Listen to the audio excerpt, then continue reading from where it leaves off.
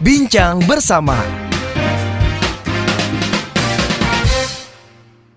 Halo Smart Listener, selamat datang di podcast Bincang Bersama. Dan kali ini Tasya Rustama akan temani Anda.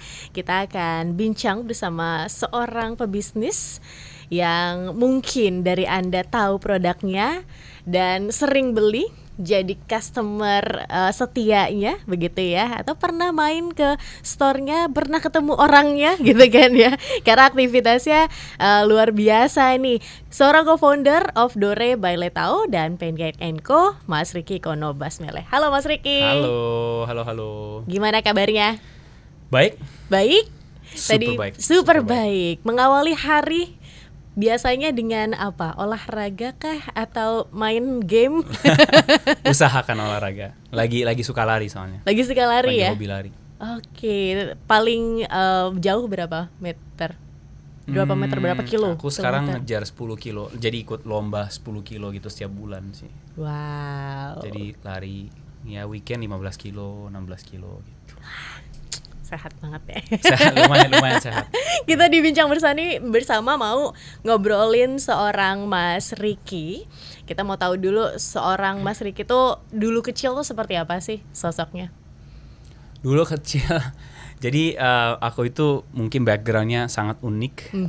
Lahirnya mamanya orang Jepang, papanya Arab Surabaya, Arab orang Indonesia turunan Arab. Jadi itu aja mungkin kayak salah satu paling unik. Nggak pernah ketemu sih orang campuran Jepang Arab Indonesia. Dan lama tinggalnya di Jepang, di Indonesia bolak-balik. Tapi secara pendidikan itu Japanese education gitu. Jadi selama hidup nggak pernah sekolah di Indonesia. Di Indonesia pun di sekolah Jepang. Jadi mungkin dasar nilai-nilai atau pendidikan itu agak beda sama orang-orang Indonesia ya. Jadi dan dari kecil memang karena backgroundnya kayak campuran unik, selalu dianggap kayak anak unik dan anak dulu itu lucunya kecilnya lucu. Jadi kayak banyak orang yang kayak main-main sama aku dan suka gitu sih. Jadi happy life lah selama puluhan tahun, 20 tahun, 30 tahun. Soalnya mix ya, jadinya kan orang unik gitu, jadinya seneng kan sama anak kecil yang blasteran lah gitu. Benar. Kalau di Jepang itu gimana sih anak-anaknya? Apalagi Mas Ricky tinggalnya di sana, lahirnya di sana. Mungkin hokinya dari kecil di sekolah itu orang kayak guru dan lingkungannya itu sangat-sangat suportif kepada keunikan aku gitu. Jadi di sekolah aku di kampung di Jepang itu namanya Nagano. Tahun 98 ada Olimpiade musim dingin di sana. Nah pada saat itu aku di sana juga nonton Olimpiade. Jadi waktu itu satu sekolah, satu kelas itu benar-benar kayak ini ada yang campuran, mari kita belajar dari dia gitu. Jadi aku selalu kayak menjadi pimpinan di grup, di kelas atau dan lumayan didukung sama gurunya. Jadi ada kelas tentang belajar tentang Indonesia, tentang international studies gitu-gituan. Zaman dulu memang di sekolah Jepang itu jarang ada, tapi gurunya bikin kayak khusus gitu buat kita. Jadi aku kayak berasa hoki banget dikasih selalu kayak panggung lah gitu dengan cara positif gitu. Tapi tentunya ada juga kayak berantem sama teman, mereka bilang lu orang asing lah apalah gitu. ada tapi sama mamanya selalu dikasih tahu kayak kalau anyone bully you, kalau mereka lebih tua atau seumuran, kalau lebih tua boleh berantem, tapi kalau lebih muda harus ajarin mereka. Jadi nggak boleh berantem gitu. Pernah berantem sih, tapi lumayan bagus lah nilai-nilai yang aku dapat dari kecil, dari orang tua, dari sekolah-sekolah Jepang, disiplinan, mengikut group work gitu-gituan itu bagus di Jepang. Seorang yang olahragawan kah, sporty man kah, dulu sporty boy, atau ya sukanya di kelas, belajar, atau suka nature atau alam? Semua suka. Oh ya? Iya, aku ingat kecil belajar lumayan lah ya. Aku dulu matematika gitu lumayan jago. Sports juga main bola. Karena di Jepang itu sangat biasa ya semua orang ikut olahraga gitu. Jadi kayak abis makan siang langsung keluar main bola setiap hari. Ikut tim bola juga aku dulu kecil. nature juga karena tinggal di Nagano, ada gunung gitu, jadi setiap bulan itu adalah aktivitas kemana, ke naik gunung lah apalah gitu. Dan sekarang tinggal di Jakarta berasa itu kayak keinginan aku kayak wah enak, indah banget ya bisa ke nature gitu, karena kan di Jakarta lagi banyak polusi ya. Iya. City banget, kota City banget ya. Iya. Oke. Nah, kalau dulu kecil cita-citanya apa? Sebenarnya selama dari kecil itu nggak terlalu banyak cita-cita. Kayak nggak ada kayak mimpi jadi pemain bola lah. Mungkin ada lah ya, kayak secara ngomongan sih ada gitu. Tapi yang satu aku yakin itu dulu dari kecil itu selalu melihat diri sendiri anak global gitu. Anak bukan sekolah global, maksudnya anak tinggalnya di global scale gitu. Jadi dari kecil suka melukis kayak peta dunia gitu. Dan naik pesawat juga bola-balik Indonesia, Jepang, dan suka kayak berasa ada di lokasi-lokasi di mana-mana gitu. Jadi sampai sekarang memang berasa aku sendiri kemana-mana berasa orang asing di negara atau tempat di mana aja, karena udah campur kan. Di Indonesia aja berasa kayak naik taksi aja kadang-kadang ditanyain Mas dari mana gitu. Ya karena mungkin bahasa Indonesia agak kurang, but udah biasa lah kayak gitu. Dan aku enjoy gitu loh, aku kemana-mana berasa orang yang unik dan beda gitu daripada orang one of them gitu. Jadi itu sih kayak berasa dari kecil itu ada cita-cita mau di mana-mana gitu. Tapi ada kepikiran nggak pengen jadi pebisnis kalau udah gede gitu? Enggak juga ya, tapi dari kecil suka kreatif. Jadi kalau ada acara sekolah atau apa, atau bikin acara mungkin di acara sekolah paling gampang kali ya contohnya, itu kayak aku selalu jadi panitia dan selalu banyak beride dan selalu ada impian maunya gini gitu. Nah itu mungkin jadi connect ke membangun bisnis juga gitu, selalu ada keinginan lah. Oke. Aku penasaran untuk sosok orang tua sendiri, gimana pengaruhnya di dalam kehidupan Mas Ricky, karena sedikit banyak kita kan terpengaruh gitu kan ya dengan orang tua. Bukan begitu sedikit ya, kan kita kayaknya 90% dari orang tua kan. Ya benar-benar, karena anak kan buah nggak jatuh jauh dari pohonnya. Iya, gitu. Mama benar. seperti apa, papa seperti apa? Agak malu ya. Mama orang Jepang tapi unik, maksudnya my mom nggak terlalu Japanese lah. Kalau mungkin ada imajinasi Jepang itu agak kaku, ada ini. Mama aku juga dulu kuliah di Amerika, jadi orangnya suka internasional gitu kan, dan nggak konvensional lah pemikirannya. Dan memang keluarga mama juga selalu, kakek nenek juga selalu orang lumayan open. Jadi itu yang mungkin membangun di aku kayak terbuka dan bebas lah secara konsep. Tapi ada akarnya gitu. Ada akar nilai-nilai itu selalu ada. Jadi kayak bagus itu apa, jangan ini, kayak dari kecil aku lumayan memberanikan diri ngerjakan sesuatu, tapi selalu ada akarnya gitu loh. Jadi nggak nakal tapi lucu-lucuan doang gitu. Nakalnya bukan kayak gila-gilaan gitu. Selalu ada. Apalagi nama aku kayak tulisan bahasa Jepangnya Riki. Ki itu dari pohon jenisnya gede. Jadi impiannya, doanya dari orang tua aku itu adalah satu strong. Ri itu dari kata kuat, strong. Ki itu pohon, jadi pohon yang ada akar yang kuat gitu. Mungkin aku berasa juga sampai titik sekarang, sesuatu yang gak berasa benar di hati aku gak mau kerjain. Gitu. Ada tantangan di bisnis atau apapun, gak pernah. Kalau aku gak mau gitu. Mungkin contoh anehnya, mungkin uniknya itu aku gak pernah rokok selama hidup. Oh ya. Pernah. Biasanya kan ya rokok biasa lah ya. Iya, ikut teman bener. Bahkan gak keren gitu katanya kalau nggak ngerokok. Iya, tapi nggak tahu kenapa nggak pernah penasaran dan nggak pernah ikut-ikutan. Jadi selalu karena ada keinginan sendiri. Seringkali bahasanya, untungnya mungkin ibu aku ajarin aku kayak you have your own way, nggak apa-apa gitu, dan didukung gitu. Itu mungkin dari ibunya sih selalu. Jadi nilai-nilai yang ibu ajarin aku itu gak sadar ya waktu kecil ya, tapi berasa sekarang jadi orang tua berasa banyak hal yang aku belajar ya dari mama ya gitu. Ada juga kayak dikasih kasih kebebasan tapi kasih percobaan gitu. Jadi waktu kecil katanya ini aku baru dikasih tahu sih kayak pakai sepatu aja mama aku itu kayak pakai sendiri gitu. Jadi nggak dibantu terus lah intinya. Gitu itu bagus. Jadi ada mandirinya, kepedeannya itu membangun dari kecil seperti gitu sih. Oke, sosok mama kuat banget ya. Iya, iya benar. Mungkin Kalau nilai-nilai hampir kayak nilai yang kuat di diri sendiri itu dari mamanya sih banyak. Kalau papa seperti apa papa?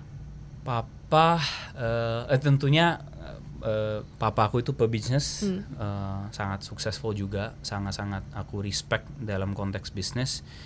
Dan mungkin ada masa-masa jarang ketemu lah karena bolak-balik bapak bolak-balik.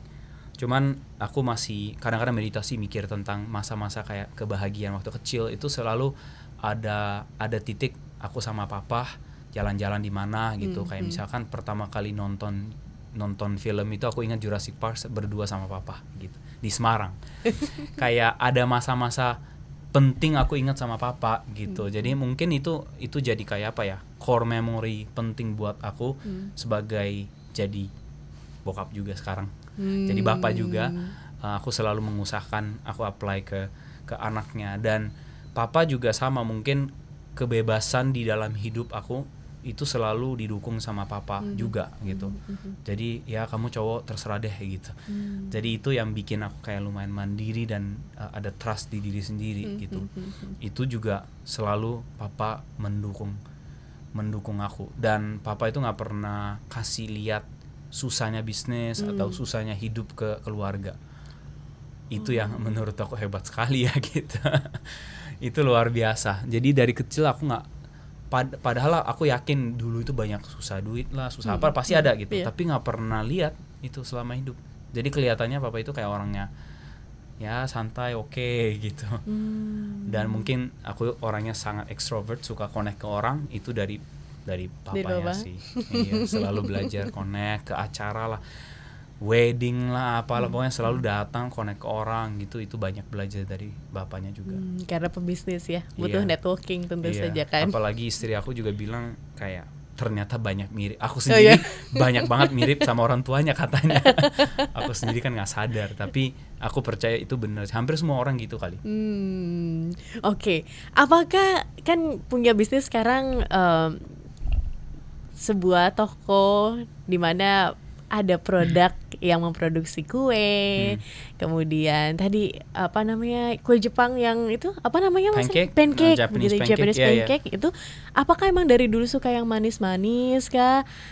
Suka masak, bake kue? Suka mengkreasi. Jadi dari kecil dari apa? Bukan suka masak ya, tapi suka membangun sesuatu atau kayak suka concepting, branding, marketing itu suka gitu. Contohnya waktu SMA aku ingat kayak ada acara sekolah, kelas aku itu memutuskan bikin restoran omurice, tapi sosok chefnya itu aku gitu. Gak tahu kenapa aku ya, tapi somehow aku jadi kayak sosok chef. Jadi kayak satu restoran itu kayak ada muka aku lah, apalah gitu. Tapi itu concepting, memilih aku diri sendiri bukan aku ya, cuman concepting itu banyak kayak effort dari aku gitu loh, kayak pakai chef, bikin video untuk kenal chef atau apa gitu kan. Jadi dari kecil memang suka mengkreasi sesuatu. Kalau kenapa makanan sebenarnya kebetulan karena awal mula energi dan passion aku memulai bisnis sekarang ini adalah tadinya aku mau bikin oleh-oleh Indonesia. Jadi pengalamannya waktu itu bolak-balik Jepang Indonesia. Pada saat mau pulang ke Jepang, aku mau bawa apa namanya oleh-oleh buat nenek aku gitu. Tapi begitu cari oleh-oleh Indonesia itu kayak selalu berasa kayak barang-barang supermarket banyak ya, enak dan apa. Tapi kan supermarket punya produk kan kayak agak kurang presentatif lah ya. Jadi pada saat itu kok Indonesia itu padahal kita makanannya enak, culture-nya interesting dan lain-lain, tapi nggak ada sesuatu yang menjual nama Indonesia dengan baik gitu loh. Ujung-ujungnya beli supermarket punya kacang lah apalah gitu kan. Dan itu kan rasanya enak tapi nggak ada experience Indonesianya gitu. Bisa jadi dari Vietnam, Thailand, orang juga nggak bakal peduli gitu kan. Jadi itulah sebuah ide di awal, gimana bikin Indonesia punya oleh-oleh gitu. Nah jadi karena oleh-oleh itu di Jepang itu terkenalnya makanan, ya mungkin Indonesia juga sama lah, kita ke Bandung, kita kemana kan beli bapia lah, kue apalah gitu kan, makanan kan, karena konsumsi udah beres gitu kan. Jadi itulah kayak sebuah ide di awal bisnis. Nah kebetulan aku kenal sama perusahaan Jepang yang bikin itu, mereka yang bantuin aku bikin bisnis di Indonesia. Jadi itu mereka memang di bidang bisnis kue oleh-oleh di Jepang, mereka terbesar di Jepang sebenarnya. So itu sih kenapa makanan. Tapi tentunya aku suka makan juga gitu. Dan kebetulan lucunya kalau ngomong kue cheesecake itu paling waktu kecil aku suka. Jadi aku waktu kecil nggak terlalu suka kue kayak cake gitu, cream gitu. Tapi selalu somehow suka cheesecake. Jadi kita pada saat membangun merek Dore juga, Dore ini memang kita kerja sama brand namanya Letao dari Jepang. Letao paling terkenal itu cheesecake. Jadi pertama kali kita coba cheesecake kita dari Jepang, itu kayak benar-benar rasa kayak shocking gitu. Gitu kan. Wah, gila. Memang ada seenak gini ya gitu kan. Jadi itu mungkin connection lah. Dulu suka cheesecake, sekarang mulai cheesecake-nya juga dari awal bisnisnya cheesecake. Sampai sekarang memang banyak sesuatu yang connect ke history atau story diri sendiri ke bisnis aku sendiri juga. Tapi emang udah mempersiapkan diri jadi pebisnis kah dari sekolah atau Enggak. kuliahnya apa? Kuliahnya nggak bener sih. Kuliahnya belajar hubungan internasional. HI. Iya, HI. Aku dikasih kesempatan belajar di Australia waktu itu di Sydney. Dulu karena mungkin yang tadi aku bilang suka membayangin diri sendiri di dalam konteks internasional, makanya belajar international study, tapi lebih fokus ke bisnis memang. Jadi international business, gimana trading apalah gitulah belajarnya.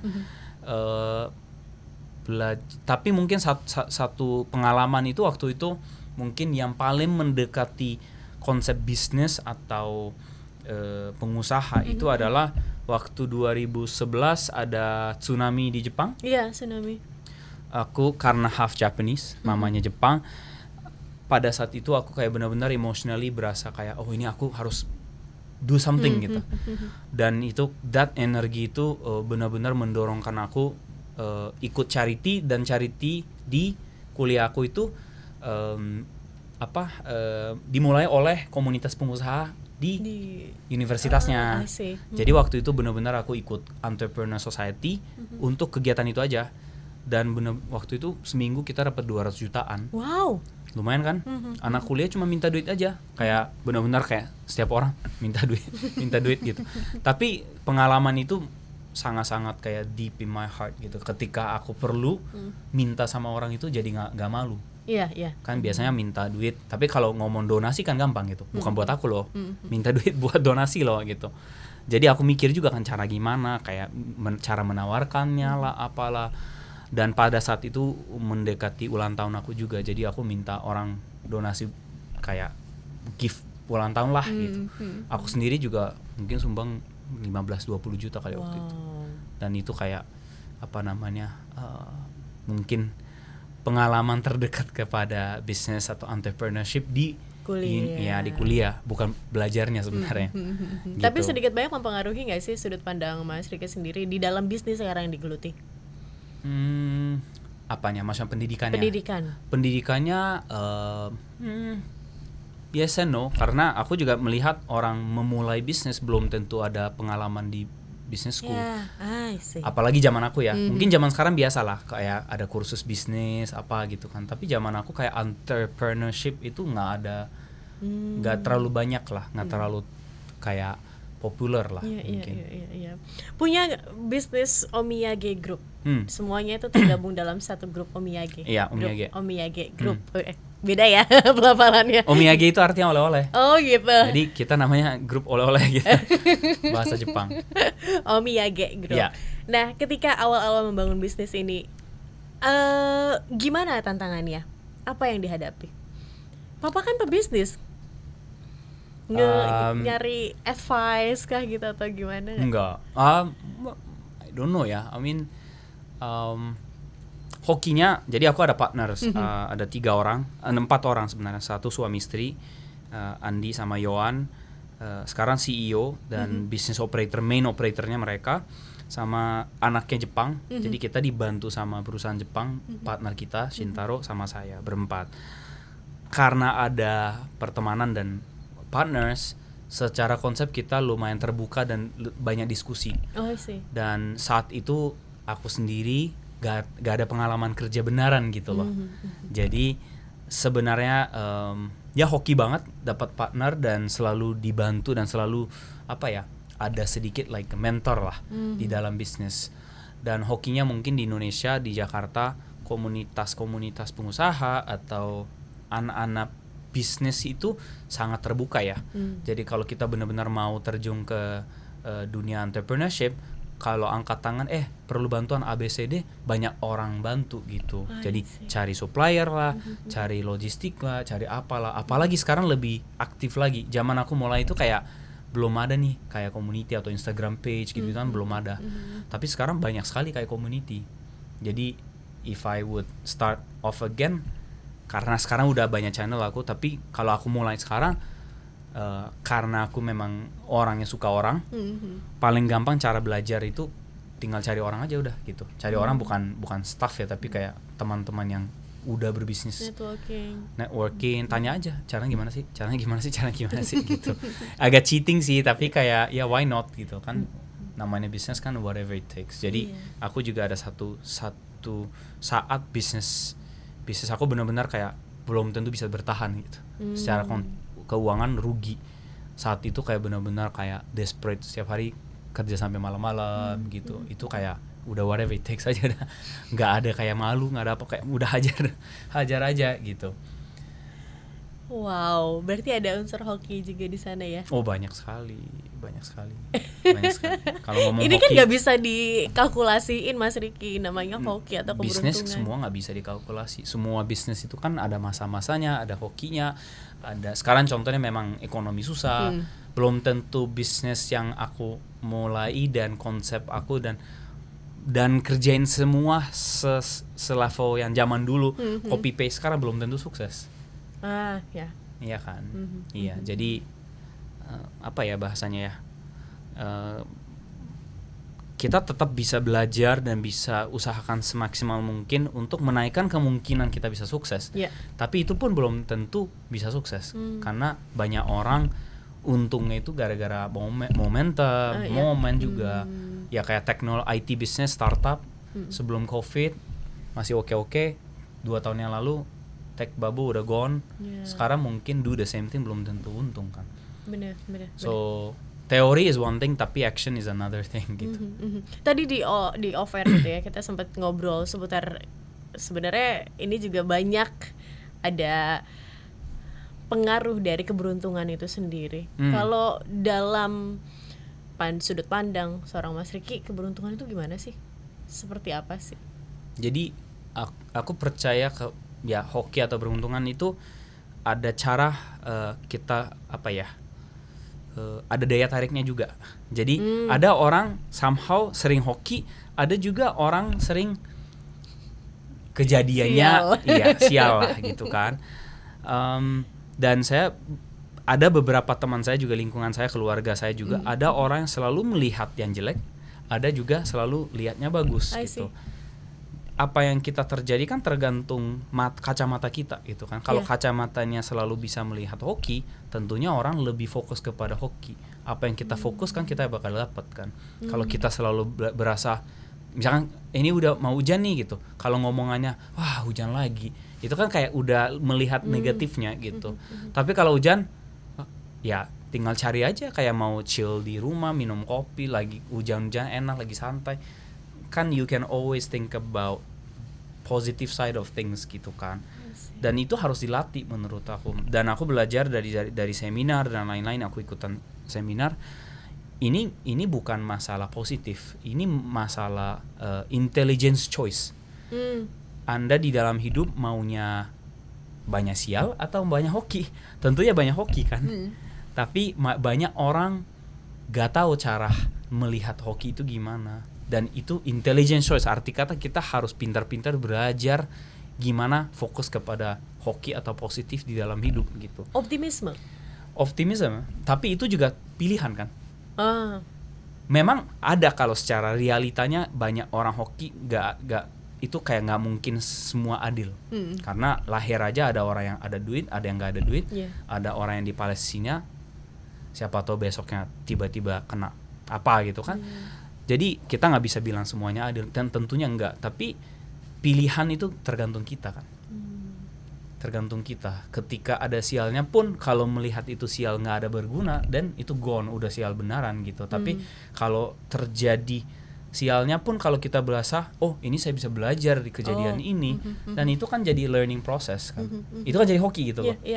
Jadi itu sih aku berasa selama 10-15 tahun kali ya, mungkin pas kuliah kebetulan aku ada beberapa komunitas atau beberapa buku yang aku baca mengajari aku, lu itu harus fokus kepada positif lo gitu. Jadi itu latih terus lama-lama, bener aku berasa aku menerima hoki lebih banyak daripada orang lain gitu.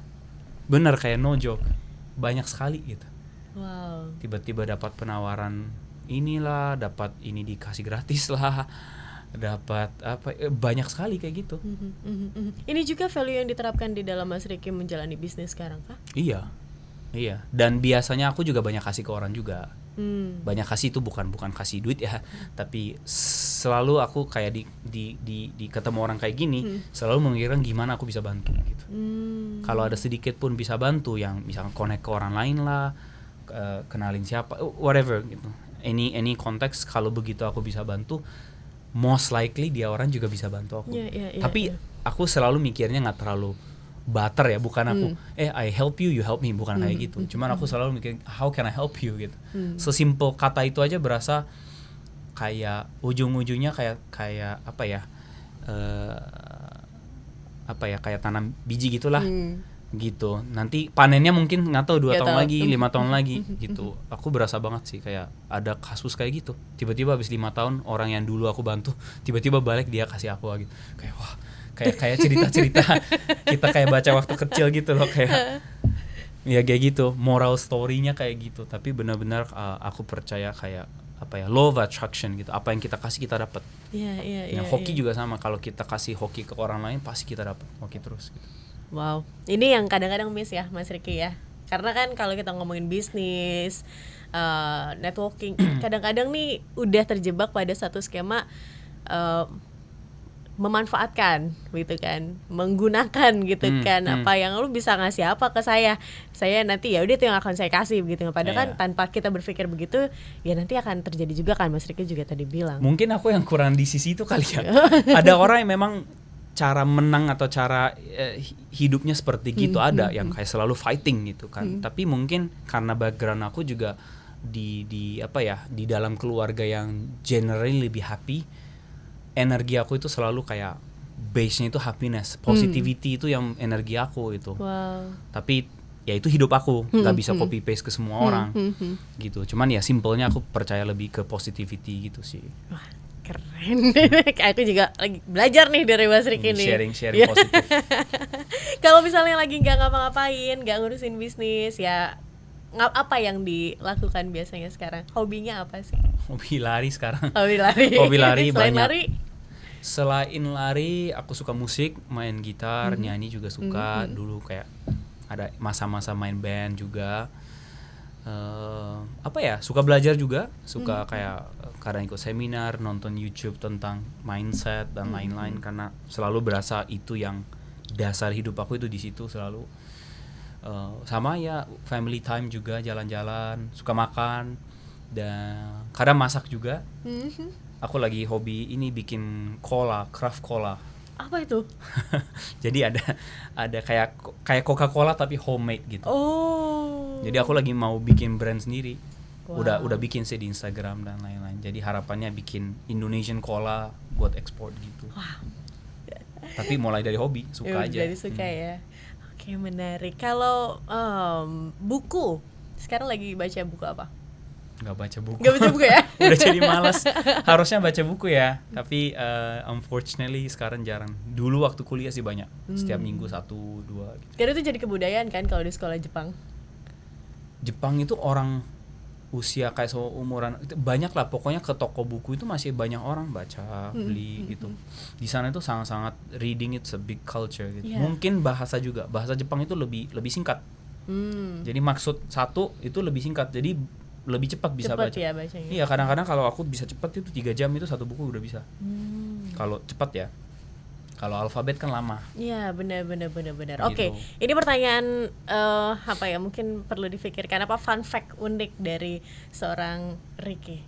Fun fact. Yes, yang mungkin selain tadi ya karena kan blasterannya nih lumayan jauh nih kan, Jepang, terus juga Arab, Surabaya kan lumayan jauh nih kan. Selain itu nggak boleh. Apa fun fact yang lain? Apa ya? Ada fun fact apa ya? Ya satu agak malu tapi mungkin yang aku tadi share. Aku dulu zaman SMA main band. Aku dulu emo, jadi rambutnya kayak panjang gitu. Rambutnya pink juga. Wow. Pakai celana merah gitu. Iya, baju hitam merah gitu. Ada masa-masanya kayak gitu. Oh ya. Iya. Lihat Facebook, wah malu sih. Oh, masih ada ya kalau mau lihat Mas Ricky masa itu. Jangan dulu. Tapi bangga. Oke. Karena pernah ada di posisi itu. Iya, sampai sekarang sebenarnya gini lucunya, kemarin contohnya konser Linkin Park, aku mulai mosh pit. Tahu mosh pit nggak? Memang kayak gitu. Moshing gitu. Aku melihat kayak orang-orang kayak nyanyi tapi kurang ini ya, energinya kurang gitu kan. Jadi aku agak kesel gitu. Akhirnya aku gitu ya, kayak mulai mosh pit. Banyak orang ikut. Aku bangga sekali sih. Istri aku aja kaget kayak pertama kali lihat kayak aku kayak agak crazy gitu. Jadi secara business world mungkin kelihatannya pakai jaket kayak rapi gitu kan feel-nya, tapi sebenarnya aku kayak kalau ngomong musik bisa jadi salah satu orang paling gila di satu konser gitu. The real extrovert ya. Real extrovert dan nggak tahu musik suka gitu. Jadi benar-benar kayak bikin apa ya, energi aku itu benar-benar high itu di musik-musik kayak metal gitu. Wow. Iya. Oke, pertanyaan terakhir sebelum kita tutup, apa harapan atau cita-cita goals Mas Ricky ke depannya? Harapan ke diri sendiri. Oh, diri sendiri, bukan bisnis boleh, silakan. Harapan mungkin dari dulu salah satu sebuah ide Omiyage Group ini kan, kalau aku pribadi energinya banyak di konsep mau bikin oleh-oleh Indonesia. Sekarang Cola juga lagi mau mencoba lah ya, my personal hobby project. Aku mau bikin sebuah brand yang merepresentasikan nama Indonesia, karena mungkin background aku Jepang Indonesia, ada pandangan, ada view dari luar negeri dan lain-lain. Indonesia itu sangat-sangat underappreciated gitu, apalagi dari orang kitanya sendiri gitu. So impian aku itu bikin sesuatu yang bikin orang Indonesia, malah orang internal kita berasa Indonesia keren loh gitu. Bukan cuma sekedar 17-an punya momen, tapi benar-benar kita lebih bangga diri sendiri. Impiannya itu mau membangun perusahaan dan membangun produk yang bisa menjadi apa ya, menjadi apa, kita menjadi kayak sesuatu reminder ke orang-orang gitu. Kalau representatif gitu, kalau itu bisa sih aku kayak happy banget. Tentunya kalau itu jadi bisnisnya juga aku yakin bisa sukses. Itu kali ya. Oke. Thank you Mas Ricky. Terima kasih untuk insight-nya, dan banyak ya inspirasi juga pelajaran hidup yang kita dapati. Karena ya selalu diingetin lagi ya Mas Ricky, kalau misalnya kita ngelihatnya yang negatif aja begitu kan ya kapan kita mau bergerak atau mau mendatangkan hoki itu ke diri kita begitu kan ya Mas Ricky.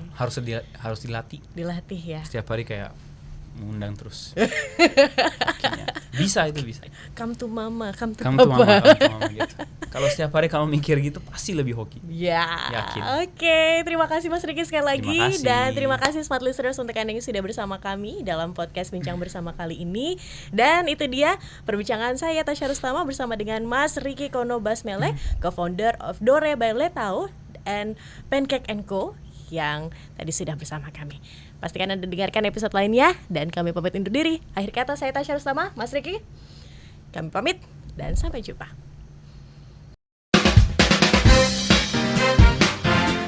Bincang bersama